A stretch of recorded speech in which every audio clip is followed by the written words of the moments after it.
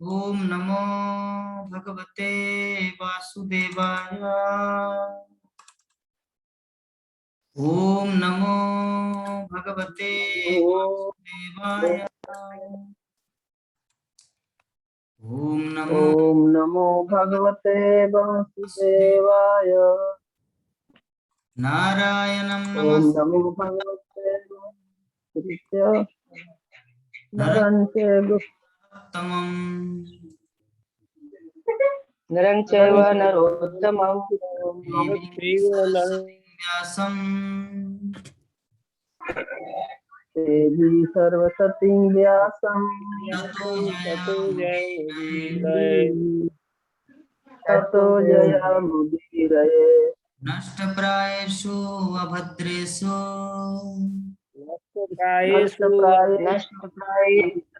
नष्टप्रायेषु नित्यं भागवत सेवया नित्यं भागवतं सेवया। भगवती उत्तम श्लोके भगवती उत्तम श्लोके भक्ति भवति नष्टे। भक्तिर्भवति नश्चिति। हरे कृष्ण। श्रीमद् भागवतम हरे कृष्ण। प्रथम स्कंद सप्तम अध्याय श्लोक संख्या 11। हरेर्गुणा क्षिप्तमते हरे गुणमते भगवान बादरायणी भगवान् बादरायण। अध्यात्मं अध्यज्ञान महदाख्यानम्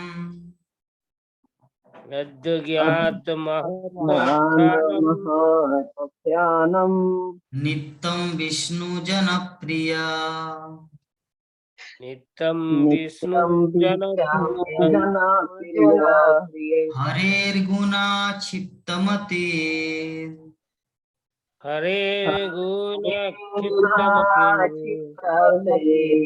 भगवान बादरायणी भगवान बादरायणी। अध्यन ज्ञान महदाख्यानम् अध्यात्माख्यानम् नित्यं विष्णु जनप्रिया नित्यं विष्णु जनप्रिया। विष्णुजनप्रिय। हरे कृष्ण। हरे गुणा क्षिप्तमति हरे हरे गुणातिक्तमते भगवान बादरायणी भगवान बादरायणी अध्यगात महत् अख्यानम अद्याद्गान महदाख्यानम् दाख्यानम् नित्यं विष्णु जनप्रिया नित्यं विष्णु जनप्रिया। विष्णुजनप्रिय। कृष्ण। हरे गुणातिक्तमते हरे गुणातीतमति भगवान बादरायणी भगवान भगवान बादरायणी बादरायणी अध्यागमन महत्य अध्यज्ञान महदाख्यानम् अध्यात्म ज्ञानम् महदाख्यानम् अज्ञान नित्यं विष्णु जनप्रिय। नित्यं नित्यं विष्णु जनप्रिय।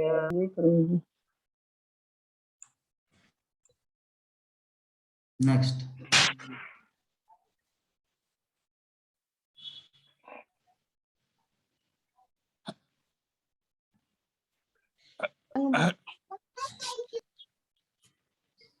प्राण मोहन प्रभु जी रोज देर कर देते हैं बोलने में, इतना देर क्यों लगाते प्रभु जी?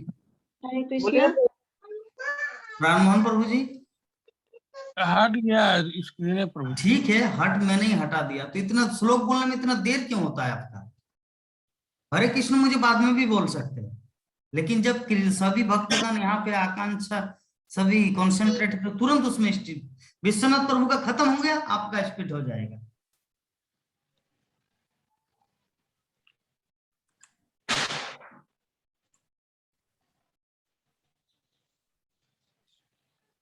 हरे गुणा क्षिप्तमर्ति हरे गुणा क्षिप्तमतिर् भगवान बादरायणी भगवान वादरायणी अद्यगान महादाख्यानं अध्यात्मक आख्यानम नित्यं विष्णु जनप्रिय नित्यं विष्णु नित्यं जनप्रिय विष्णु जनप्रिय। हरे कृष्ण। हरे कृष्ण। हरे कृष्ण। हरेर्गुणा क्षिप्तमतिर्भगवान् हरे हरे गुणा गुणा क्षिप्तमते भगवान। गलत हो गया।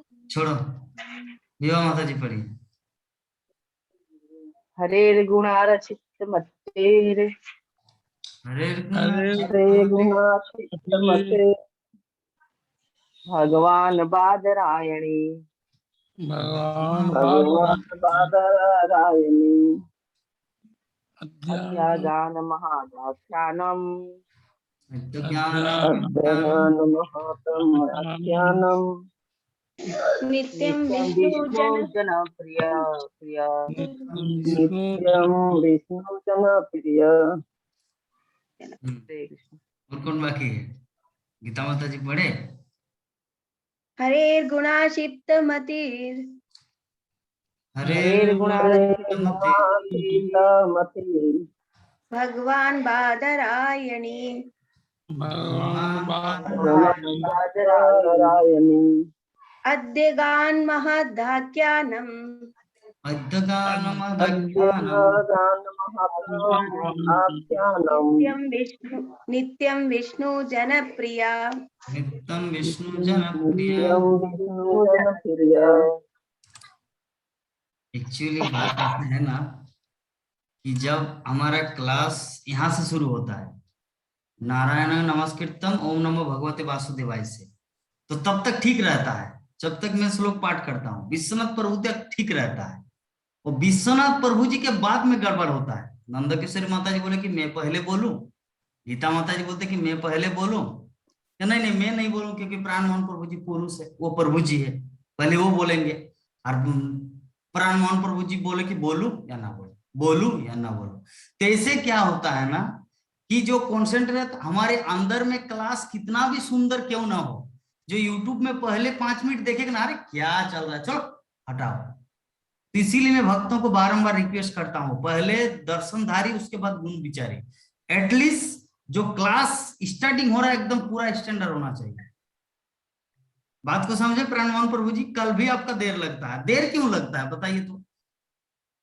विश्वनाथ प्रभु तो तुरंत, उनको तो बोलना नहीं पड़ता कि प्रभु आप श्लोक उच्चारण कीजिए, मेरा खत्म हो गया वो स्टार्ट कर देते हैं।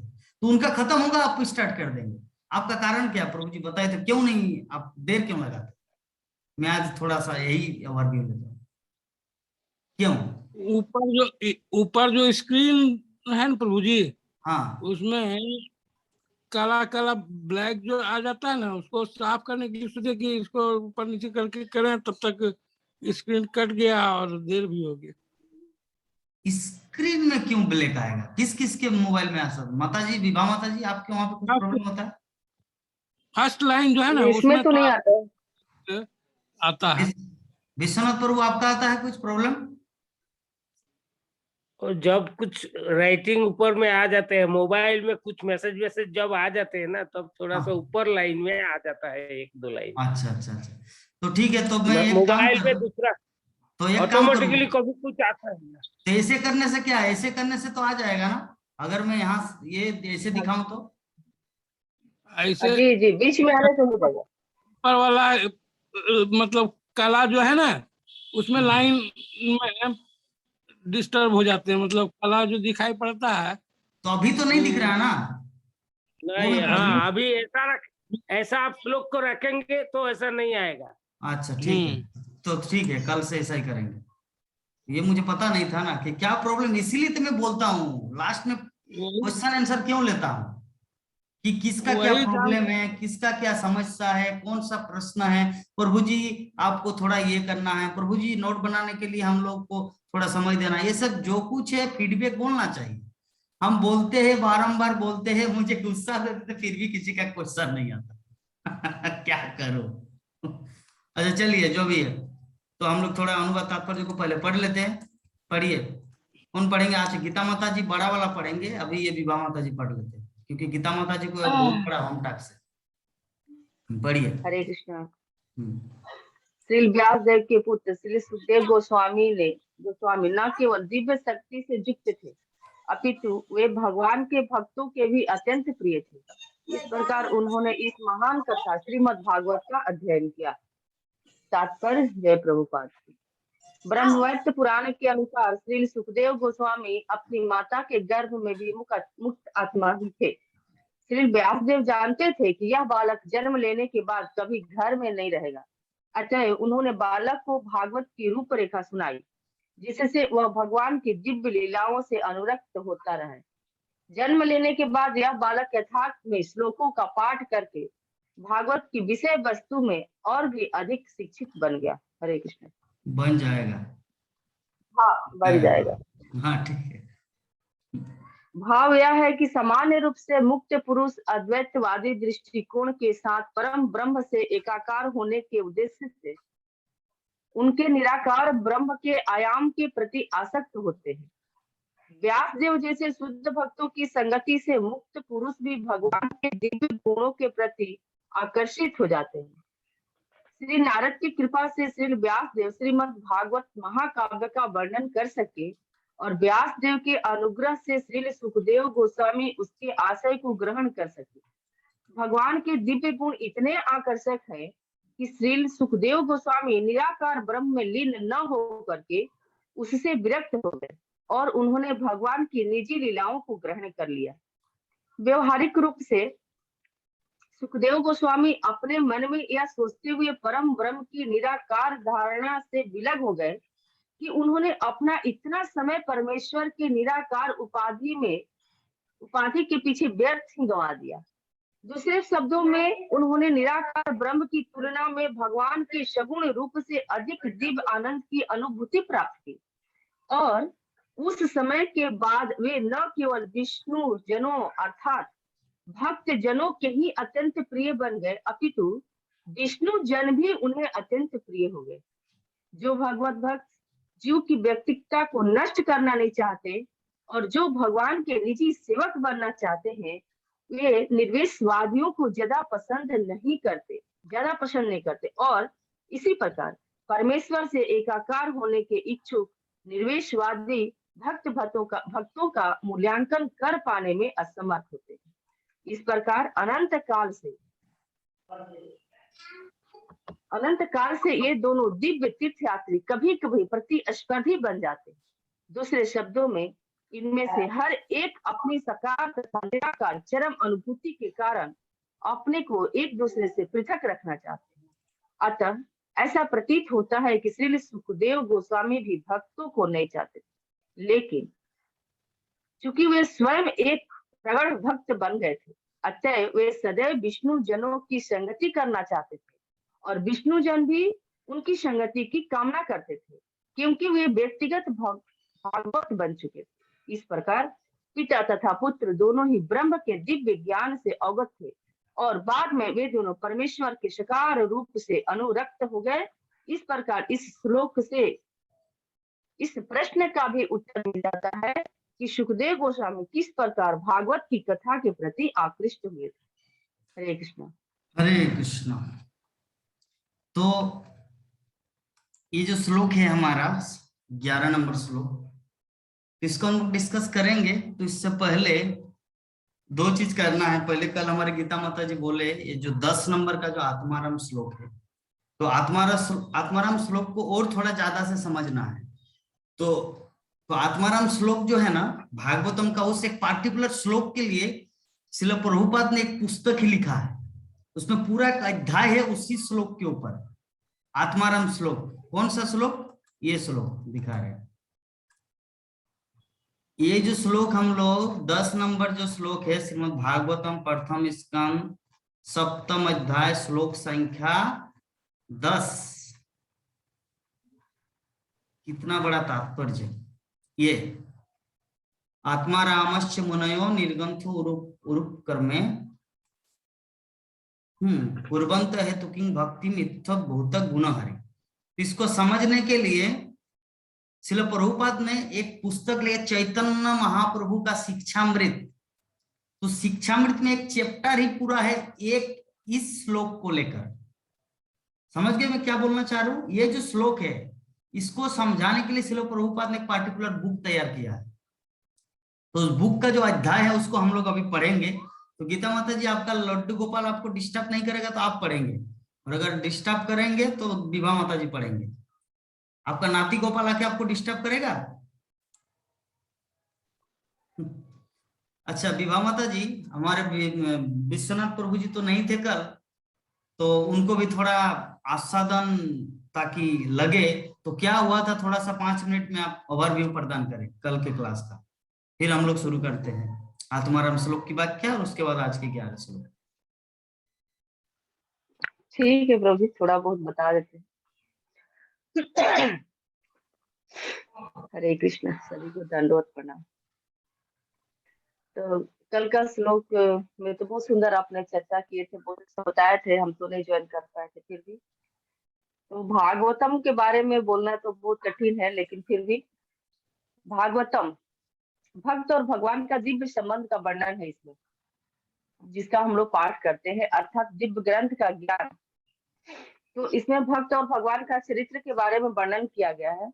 तो इस श्लोक में वेद व्यास जी ने जो भागवतम की रचना करने के बाद में अपने पुत्र सुखदेव जी महाराज को दिए। तो जबकि सुखदेव जी महाराज पहले से ही आत्म साक्षात्कार कर चुके थे, फिर भी उन्हें जो भागवतम की संकलन रचना करने के बाद उन्होंने उनको दिया और वेदांत सूत्रों के रूप में दिया, जो कि सभी वेदों का सार था। और इसको जो है सुखदेव जी महाराज ने ग्रहण किया। तो प्रथम श्लोक के माध्यम से हम लोगों ने यही सुना, और जो कि भागवतम जो है सभी वेदों का सार है।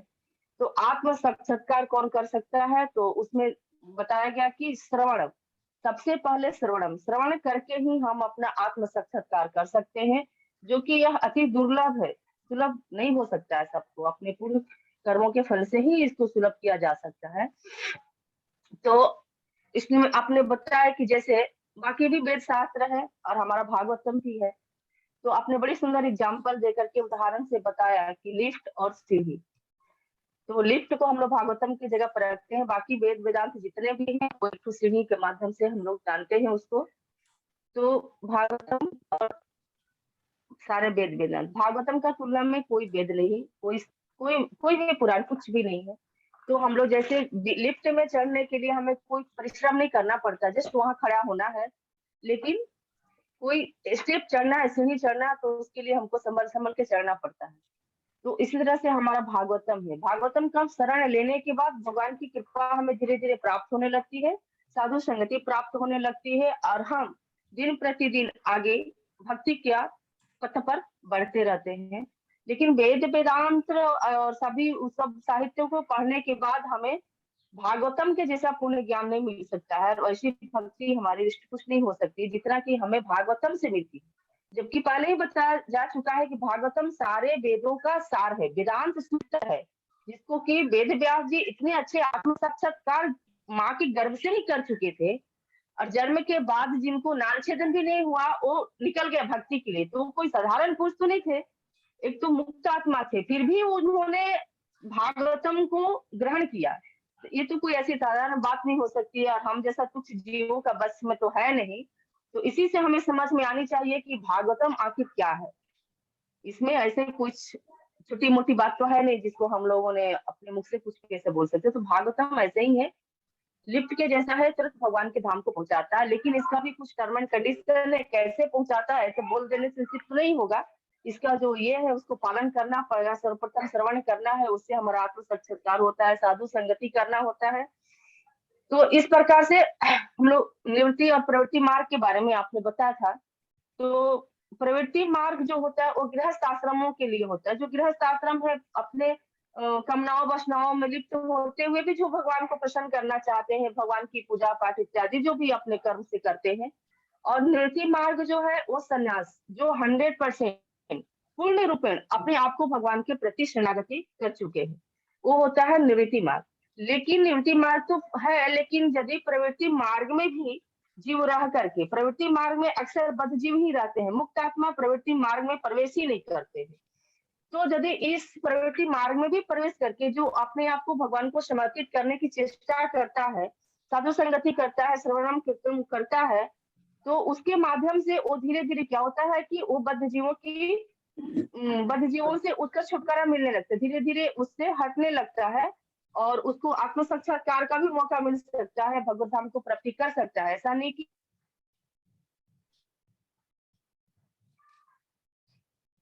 क्या हुआ माता जी हो के? गया। हरे कृष्णा। हरे कृष्णा प्रभु जी। हाँ बताइए। हरे कृष्णा प्रभु, बता देना। हरे कृष्णा। ये आवाज आ रहे, तो- बताइए माता। हाँ, तो प्रभु जी इस प्रकार से निवृत्ति और प्रवृत्ति मार्ग के बारे में हम लोगों ने समझा। तो जैसे आपने उदाहरण से बताए थे, मायापुर धाम की विशेषता बताए थे आप कि भागवतम में सभी प्रवेश कर सकते हैं, ऐसा नहीं है। निवृत्ति प्रवृत्ति सभी मार्ग, सभी जो काम वासनाओं में लिखते भौतिक जगत में है वो भी प्रवेश कर सकते हैं। जैसा कि मायापुर धाम की एक एग्जाम्पल के बारे में आपने बताया कि मायापुर धाम में गरीब से गरीब, अमीर से अमीर लोग भी आकर के वास कर सकते हैं, रह सकते हैं, दर्शन कर सकते हैं। जहाँ पर कि 30 रुपया से लेके 5,000 प्लेट थाली तक की भोजन की व्यवस्था है, 100 रुपया से लेकर के 10,000 तक की रहने की व्यवस्था है। उसी तरह से हमारा भागवतम है, इतना सुंदर भागवतम जिसमें सभी भी सन्यासी, गृहस्थ, सभी वानप्रस्थ, चारु आश्रम, वर्ण व्यवस्था वाले लोग सभी प्रवेश कर सकते हैं और यहाँ से अपना मुक्ति का मार्ग चयन कर सकते हैं, आत्म साक्षात कर सकते हैं। तो इस प्रकार से हमने जाना। और उसके बाद वाला जो वही आत्माराम के बारे में जिसने जब आपने बता रहे थे, तो वो भी हम तो पूरा समझ नहीं पाए। तो उसमें तो वही पूछ रहे थे कि जब सुखदेव जी महाराज इतने पुण्य आत्म साक्षात्कार किए हुए थे, फिर भी उनको मैंने भागवतम का ये करने का क्या जरूरत? तो वही चीज के बारे में थोड़ा सा आप डिस्कस करेंगे आप। और प्रवृत्ति मार्ग, निवृत्ति मार्ग के बारे में आपने और बताया था कि बचपन में खेल कूद के बारे में बताया। जो बच्चा खेल कूद में निवृत्त रहते हैं वो प्रवृत्ति मार्ग में है। जो भागवतम के शरण में जाते हैं, जिनके माँ बाप स्कूल जाने के लिए आज्ञा देते हैं, यदि वो उसका पालन करते हैं तो वो निवृत्ति मार्ग के अंतर्गत आते हैं। इस प्रकार से आपने बताया था। उसके बाद हमारा हर जीव का एक उद्देश्य होता है। हर प्राणी जब इस धरती पर अपना जन्म लेके आता है तो उसका कुछ ना कुछ उद्देश्य होता है। जैसा कि आपने बताया, पक्षी जो है दाना चुगना है, शुक्र है उसको मलमूत्र खाने में ये आता है। तो इसी प्रकार से हम मनुष्यों का मुख्य उद्देश्य होता है परम भगवान, परम पुरुषोत्तम भगवान श्री कृष्ण की प्राप्ति, उनके धाम की प्राप्ति। यही मनुष्य जीवन का मुख्य उद्देश्य है, जिसको हम लोगों को हर क्षण हर पल प्रयत्न करते रहना है। हरि नाम संकीर्तन, श्रवण कीर्तन, भगवान की सेवा, अपने आप को भगवान में समर्पित करते हुए हर कार्य को करते रहना है। हरे कृष्णा प्रभु। बहुत सुंदर बताए हमारे विभा माता जी। गीता माता जी, कुछ रेक्टिफिकेशन करना है या कुछ छूट गया या कुछ बोलना है, ऐसा कुछ?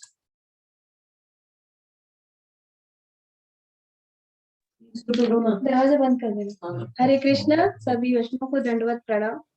कल तो इतना सुंदर, तीनों श्लोक इतना सुंदर है कि सुंदरता में अति सुंदर कहा जाए तो। यद्यपि जैसे भगवान जो विभिन्न रूपों में है, विभिन्न लीलाएं दिखाते हैं, अलग अलग भक्त है, भक्तों के विचार अलग अलग है। तो मतलब कहने का मतलब कृष्ण का रूप का वर्णन हुआ है। कृष्ण का रूप इतना सुंदर है, उनके अंदर इतना सर्वश्रेष्ठ है उनका रूप में। जैसे कि जैसे आत्मा में जो आनंद लेते हैं उसको आत्माराम बोलते हैं। जो आत्माराम है, जो आत्माराम मतलब जो विशेष रूप से आत्म साक्षात्कार के पथ पर चल रहे हैं, आत्म साक्षात्कार भगवान को पा लिए, फिर भी पाने के पथ पर चल रहे हैं और चाहिए। तो भगवान की सुंदरता इतना आकृष्ट है, भगवान श्री कृष्ण इतना सुंदर है कि सब कुछ प्राप्त करने के बाद भी हम लोगों को तृप्ति नहीं मिलती, हमको और जानना है भगवान के बारे में, और उनका मतलब सेवा करना है। और मतलब श्रील व्यास देव जी के पुत्र, हाँ सुखदेव गोस्वामी। व्यास देव, हाँ उनको वो तो सब पहले से आत्म साक्षात्कार पा लिए, लेकिन उनको ये और उनको ग्रहण करना है। मतलब कृष्ण का सुंदरता में इतना, ये जैसे आप जब बोलते पेट भरा हुआ है फिर खाने का इच्छा नहीं होती है, तो क्या खाने का इच्छा होते है बोले आपने, बोले पान खाने की इच्छा होती है। तो पान जो है वो है भागवतम इच्छा। तो वो जो इच्छा है जो हमारी कभी खत्म नहीं होगी। भगवान श्री कृष्ण में इतना सुंदरता, इतना आकृष्ट क्यों करते हैं, उनका आकर्षण किस भगवान का है, इसलिए बोलते भगवान में दिव्य गुण है, वही है दिव्य गुण। उसका आंसर जो उसमें मुझे जो समझ में आया, दिव्य गुण है। दिव्यता का तो कोई अंत नहीं है, उसका कोई परिभाषा नहीं है, दिव्य मीन्स दिव्य है। तो बहुत सुंदर था, तीनों श्लोक बहुत सुंदर था। और हमको आपने 10वां वाला श्लोक जो 7.10 का आत्माराम वाला, उसमें जो मतलब ये पॉइंट का एक्सप्लेनेशन दिया गया है, मुनिया सहिष्णुता निर्ग्रंथ निर्माण, ये जो है वो थोड़ा सा विस्तार से और समझ में आ जाता है, तो शायद थोड़ा सा और हम लोग को। ठीक है, चलिए तो आप ये रेडी है, लगता है। आपके उधर से कुछ आवाज नहीं आना चाहिए। अच्छा विश्वनाथ प्रभु, आपको जी, कैसा तो- लगा प्रभु जी? विभा माता जी और गीता माता जी आपके लिए इतना प्रयास किया, इतना परिश्रम ये किया। 8-9 नंबर श्लोक तक जो भी हुआ है इस अध्याय का, मतलब 7 नंबर अध्याय, प्रथम स्कंद 7 नंबर अध्याय का 1 से 9 नंबर श्लोक तक तो माता जी ने अच्छा से समझा दिया मुझे, मैं भी समझ गया। ये निवित्त मार्ग, प्रवृत्त मार्ग, भगवान को कैसे मिलना है, कैसा सुखदेव गोस्वामी का मुक्त आत्मा का, ये सब व्यास देव से सुखदेव गोस्वामी का ज्ञान, भगवत ज्ञान मिला, ये सब अच्छा से बताया, बहुत अच्छा लगा प्रभु। ये माता जी, दोनों माता जी ने ऐसा बताया, अच्छा ही लगा। अभी 10वें श्लोक में जब आया तो ये थोड़ा देखना है, इस श्लोक में आत्माराम बोल रहा है ना, तो ये मुझे भी समझ में नहीं आ रहा है, ये 10वें श्लोक में क्या है। इसी चीज को ये तो समझ एक में, बार भी देखा नहीं है। ये देखिए प्रभुपाद ने, देखिए इतने सारे 18,000 श्लोक है, लेकिन प्रभुपाद इस श्लोक के लेकर एक पुस्तक क्यों निर्माण किया? इसका मतलब ये बहुत ही कठिन है समझने का, है ना? तो चलिए अभी कौन, गीता माता जी आपका कोई डिस्टरबेंस करेंगे? आपकी बहन, आपका नाती, आपका कोई, तो आप नहीं पढ़ेंगे? नहीं ठीक है, अच्छा ठीक है, पढ़ पाएंगे? पढ़ पाएंगे? आप ये 10वां कौन सा वाला श्लोक प्रभु जी? वो मैं दिखाऊंगा, आप क्या पढ़ पाएंगे वो मैं अच्छा, पूछना चाह रहा हूँ। कोई हाँ डिस्टर्ब पढ़ तो नहीं पाऊंगी करे? ना। अच्छा ठीक है, जितना दूर देखिए पढ़ मुझे, पाएंगे, जैसे कोई डिस्टर्ब करेगा तो तुरंत विभा माता जी स्टार्ट करेंगे वहां से पढ़ने के लिए। ठीक है, अगर विभा माता जी का करंट चला जाए तो नंदा किशोरी माता जी स्टार्ट कर देंगे। ठीक है, किसी के लिए रोकना नहीं है। Okay, understand? तो ये देखिए, ये है श्रील प्रभुपाद का बुक्स। श्रील प्रभुपाद अपने जीवन में जितना कुछ ग्रंथ लिखे, ठीक है, भगवत गीता, और ये है श्रीमद् भागवतम। ये श्रीमद् भागवत महापुराण है 18,000 श्लोकों में, चैतन्य चरितामृत है, ये है 9 भाग में। ये देखिए खोल खोल के दिखा रहे हैं आप लोग। लेकिन भागवतम कितना स्कंद है? 1 2 3 4 5 6 7 8 9 10 11 12, 12 स्कंद। ठीक है, 6 + 6 6 12 स्कंद, ये हुआ भागवतम। उसके बाद ये देखिए चैतन्य चरितामृत है। आप लोग को दिखाई दे रहा है सब? दिखाई दे रहा है। ये तीनों चीज दिखाई दे रहा है प्रभु जी? आदि लीला, मध्य लीला, हाँ आदि ये दिख मध्य रहा है। अंत। हाँ। तो ये है, तो इसका भी और भाग है, मतलब टोटल 9 भाग है इसका। एक ये आदि लीला का 2 भाग है, मध्य लीला का 5 भाग है, अंत लीला का 2 भाग है, टोटल 9 भाग ये चैतन्य चरितामृत। उसके बाद ये कृष्ण लीला बुक, इसमें कितना है? 90 अध्याय है भगवान श्री कृष्ण का, 90 अध्याय, 90 चैप्टर। ठीक है, उसके बाद है ये है प्रभुपाद लीलामृत। ये प्रभुपाद लीलामृत आपका 2 भाग में है, वॉल्यूम 1 वॉल्यूम 2, मोटा मोटा, इतना मोटा मोटा बुक। तो हम लोग अभी जो जाएंगे, हम लोग कौन सा, इतने सारे पुस्तक है श्रील प्रभुपाद का, तो वो कहाँ पर उल्लेख है? जो आत्माराम श्लोक की व्याख्या है इसमें, टीचिंग ऑफ लॉर्ड चैतन्य, मतलब चैतन्य महाप्रभु का शिक्षा में। चैतन्य महाप्रभु का शिक्षा में, तो इसमें कौन सा चैप्टर है? ये देखिए, chapter 15, explanation of the Atmaram भाष्य इन श्रीमद् भागवतम। इसको हिंदी में करते हैं, श्रीमद् भागवतम में आत्माराम श्लोक की व्याख्या। इसको अभी हम लोग पढ़ेंगे। कोई कुछ आवाज नहीं करेगा, इतना स्वर से पढ़ना है ताकि सिर्फ रीडिंग करके ही हम लोग उस चीज को समझे कि प्रभुपाद क्या समझाए। आत्माराम श्लोक के बारे में पूरा डिस्कस इसमें किए हैं, ठीक है।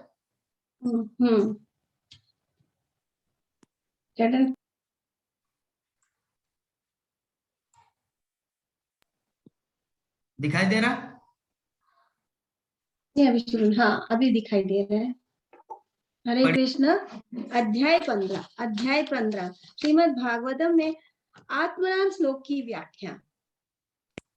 भगवान चैतन्य ने आगे सनातन गोस्वामी को एक बहुत प्रसिद्ध श्लोक समझाए, जिसे आत्माराम श्लोक श्रीमद् भागवतम 1.7.10 में रूप में जाना जाता है, के रूप में जाना जाता है।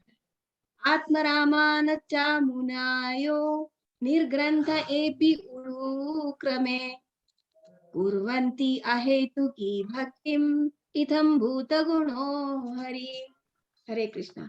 इस श्लोक का सामान्य अर्थ यह है कि जो मुक्त आत्मा है और अपने आप में पूरी तरह से संतुष्ट है, वे अंततः भगवान के भक्त बन जाएंगे। यह विशेष रूप से निर्विशेषवादियों का वर्णन करता है, जिन्हें भगवान के सर्वोच्च व्यक्तित्व की कोई जानकारी नहीं है। वे अवैक्तिक ब्रह्म से संतुष्ट रहने की कोशिश करते हैं, लेकिन कृष्ण इतने आकर्षक और इतने मजबूत है कि वे उनके मन को आकर्षित करते हैं। यही इस श्लोक का सार है। भगवान चैतन्य ने पहले इस श्लोक को महान वेदांतवादी सर्वभौम भट्टाचार्य को समझाया था। सनातन गोस्वामी ने भगवान चैतन्य के सबक लेने के बाद इस घटना का उल्लेख किया और भगवान से आत्माराम श्लोक को फिर से समझाने की प्रार्थना की। श्री कृष्णदास, ये देखिए, ये कितना इम्पोर्टेंट है। जैसे हमारे गीता माता जी या भक्तगण बोले कि इसको फिर से एक बार समझाए, तो ये सनातन गोस्वामी भी चैतन्य महाप्रभु को बोला था, रूप गोस्वामी भी चैतन्य महाप्रभु को बोला था, सार्वभौम भट्टाचार्य भी चैतन्य महाप्रभु को बोला था। इसका मतलब ये जो श्लोक है कितना इंपॉर्टेंट है, जिसके कारण श्रील प्रभुपाद भी तात्पर्य तो दिया हमारे, जो अभी हम लोग कल डिस्कस किए थे, लेकिन फिर भी इसको समझाने के लिए पुनः एक ग्रंथ का रूप दान दिया। मतलब कि क्या ऐसा है ना।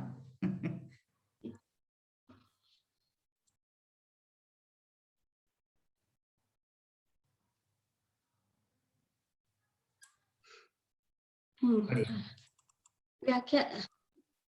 हरे कृष्ण। भगवान चैतन्य ने पहले इस श्लोक को महान वेदांतवती सर्वभौम भट्टाचार्य को समझाया था। सनातन गोस्वामी ने भगवान चैतन्य से सबक लेने के क्या आ गया लेने के बाद इस घटना का उल्लेख किया और भगवान से आत्माराम श्लोक को फिर से समझाने की प्रार्थना की। श्री कृष्णदास कविराज चैतन्य चरित्रामृत के लेखक आत्माराम श्लोक की भगवान की व्याख्या की सराहना करते हुए एक प्रार्थना में भगवान चैतन्य की महिमा करते हैं। सनातन गोस्वामी भगवान चैतन्य के चरणों में गिर गए और उनसे श्लोक की व्याख्या करने का अनुरोध किया, जैसा कि उन्होंने पहले सर्वभूत भट्टाचार्य को समझाया था।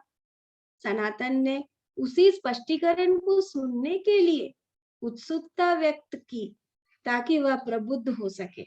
जब सनातन ने भगवान से इस प्रकार अनुरोध किया तो उन्होंने उत्तर दिया, मुझे समझ में नहीं आता कि सर्वभौम भट्टाचार्य ने मेरी व्याख्या की इतनी सराहना क्यों की। जहां तक मेरा सवाल है, मुझे तो याद भी नहीं कि मैंने उनसे क्या कहा था, लेकिन क्योंकि आप मुझसे ये पूछ रहे हैं, आपकी संगति की मदद से मैं जो कुछ भी याद कर सकता हूँ उसे समझाने की कोशिश करूंगा। इस प्रकार वक्ता और श्रोता बहुत घनिष्ठ रूप से जुड़े हुए हैं। वक्ता श्रोताओं की उपस्थिति से प्रबुद्ध होता है। वक्ता या गुरु समझदार श्रोताओं के सामने पारलौकिक विषयों पर बहुत अच्छी तरह से बोल सकते हैं। भगवान तो 11 शब्द देखते हैं कि बाहर बात करने के लिए, पर चला गया आत्माराम कविता। आत्मरामः सीए मुनियः निर्गंथा निर्गंता एपि अपि कर्मे कुर्वन्ति अहेतुकं भक्तिम।